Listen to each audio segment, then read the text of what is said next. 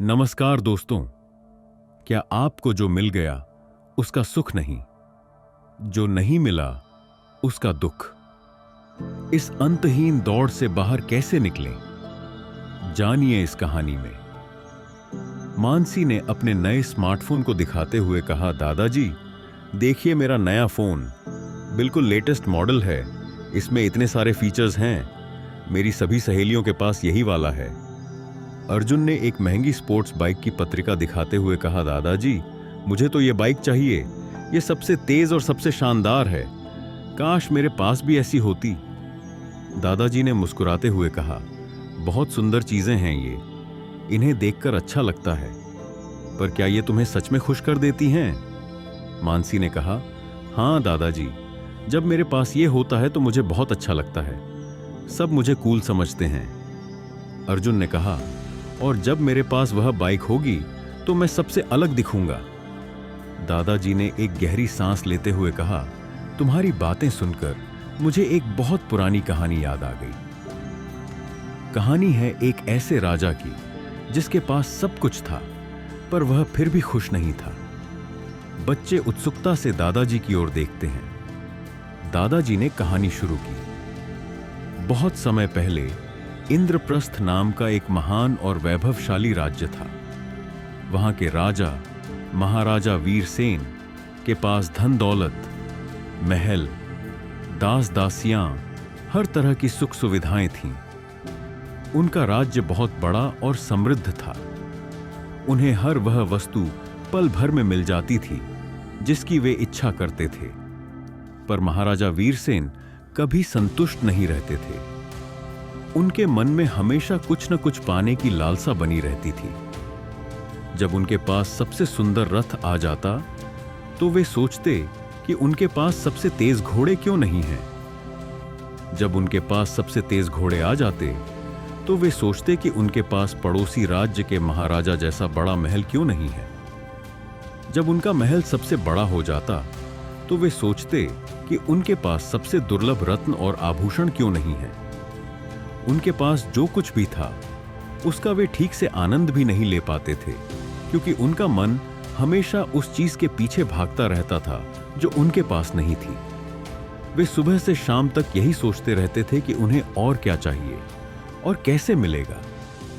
इस बेचैनी में वे अक्सर अपनी सेहत और अपने राज्य के कामकाज पर भी ध्यान नहीं दे पाते थे।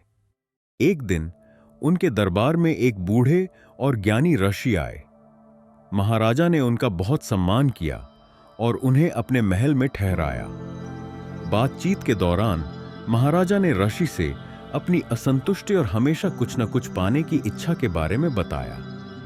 ऋषि ने महाराजा की बात ध्यान से सुनी और फिर मुस्कुराते हुए कहा, महाराज, आपकी समस्या का कारण आपकी मूर्खता है। महाराजा यह सुनकर चौंक गए। उन्होंने विनम्रता से पूछा, ऋषिवर, मेरे पास सब कुछ है, फिर भी आप मुझे मूर्ख कह रहे हैं, क्या कारण है? ऋषि ने एक छोटा सा मिट्टी का कटोरा उठाया और महाराजा से पूछा, महाराज, क्या यह कटोरा भरा हुआ है? महाराजा ने देखकर कहा, नहीं, यह तो खाली है। ऋषि ने कटोरे में थोड़ा पानी डाला और फिर पूछा, अब? महाराजा ने कहा, अब यह थोड़ा भरा हुआ है। ऋषि ने और पानी डाला, कटोरा लगभग भर गया। उन्होंने फिर पूछा, अब? महाराजा ने कहा, अब यह लगभग भरा हुआ है। ऋषि ने एक और बूंद पानी डाली और कटोरा पूरी तरह से भर गया। पानी किनारों से छलकने लगा। ऋषि ने महाराजा की आंखों में देखते हुए कहा, महाराज, आपके मन की स्थिति भी इस कटोरे की तरह है। आपके पास इतना कुछ है, पर आपका मन हमेशा खाली रहता है, क्योंकि आप उसे कभी पर्याप्त के पानी से भरने ही नहीं देते। आप हमेशा और ज्यादा पाने की लालसा में इतने अंधे हो चुके हैं कि जो आपके पास है उसका भी ठीक से लाभ नहीं ले पाते। उन्होंने आगे कहा, आप उस व्यक्ति की तरह हैं जो एक स्वादिष्ट भोजन की थाली सामने होने पर भी पड़ोसी की थाली में झांक रहा होता है कि उसमें क्या बेहतर है। इस चक्कर में वह अपना भोजन भी शांति से नहीं खा पाता। महाराजा वीरसेन को ऋषि की बात समझ में आई। उन्हें एहसास हुआ कि वे सच में मूर्खता कर रहे थे। उनके पास इतना कुछ होते हुए भी वे हमेशा उस चीज के पीछे भाग रहे थे जो उनके पास नहीं थी, और इस दौड़ में वे अपने वर्तमान का सुख भी खो रहे थे। उस दिन से महाराजा वीरसेन ने अपना दृष्टिकोण बदलने का प्रयास किया। उन्होंने हर सुबह उठकर उन सभी चीजों के लिए ईश्वर का धन्यवाद करना शुरू किया जो उनके पास थीं। उन्होंने अपने राज्य की सुंदरता, अपने स्वस्थ शरीर, अपने वफादार मंत्रियों और प्रजा के प्रेम के लिए कृतज्ञता व्यक्त की। उन्होंने अपने बागों में बैठकर फूलों की खुशबू महसूस की, पक्षियों का मधुर संगीत सुना और साधारण लोगों के साथ बातचीत करके उनके जीवन के सुख दुख को समझा। उन्होंने अपने खजाने में रखे रत्नों को ध्यान से देखा और उनकी कारीगरी की प्रशंसा की। उन्होंने अपने तेज घोड़ों की सवारी का आनंद लिया और अपने विशाल महल के हर कोने की सुंदरता को महसूस किया। धीरे धीरे महाराजा वीरसेन के मन में संतोष का भाव आने लगा। उन्हें यह एहसास हुआ कि उनके पास वास्तव में कितना कुछ है और उन्हें खुश रहने के लिए और ज्यादा पाने की जरूरत नहीं है।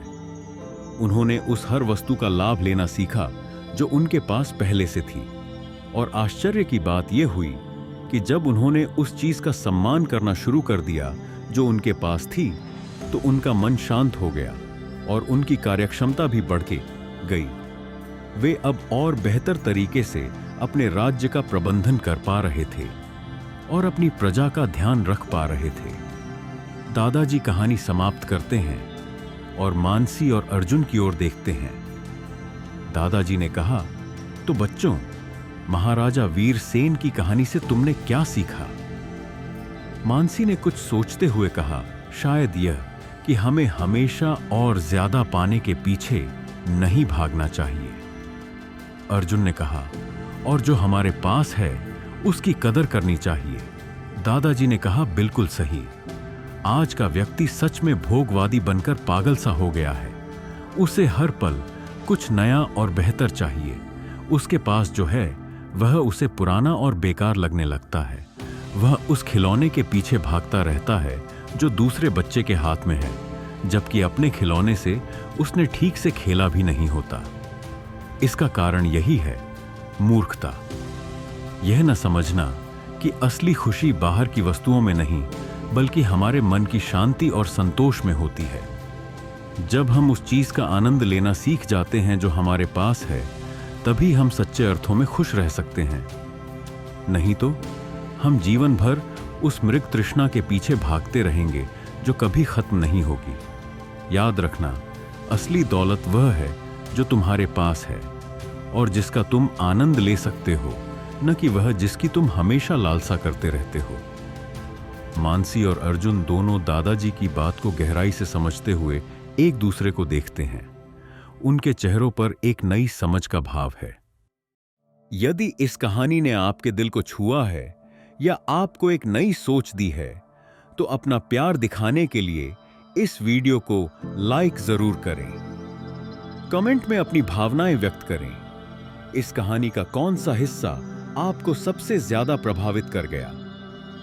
हमारे इस सफर का हिस्सा बने और चैनल को सब्सक्राइब करें ताकि हम मिलकर ज्ञान की ऐसी ही प्राचीन और अद्भुत कहानियों का आनंद लेते रहें। आपका बहुत बहुत धन्यवाद। आपका प्रेरक साथी वेदाश।